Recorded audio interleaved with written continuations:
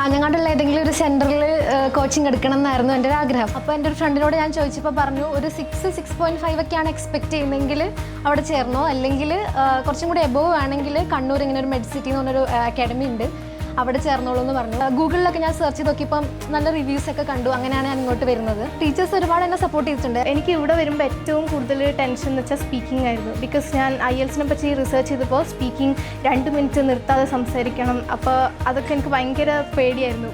But the way they made us comfortable, അതുകൊണ്ടാണ് എനിക്ക് സ്പീക്കിങ്ങിൽ ഒരു നല്ല ബാൻഡ് കിട്ടിയത് തന്നെ. ഏതായാലും ആദ്യമായിട്ട് പഠിച്ചതിന് നന്ദി. IELTS എക്സാം എഴുതാൻ തോന്നിയതിനും അതിന് ഈ സ്ഥലം ചൂസ് ചെയ്യാൻ തോന്നിച്ചതിനും 1 മാസം കൃത്യമായി വരാൻ തോന്നിയതിനും. അപ്പോൾ ഇവിടുന്ന് തരുന്ന ക്വസ്റ്റ്യൻസ് തന്നെയാണ് എക്സാമിൽ വരുന്നത്.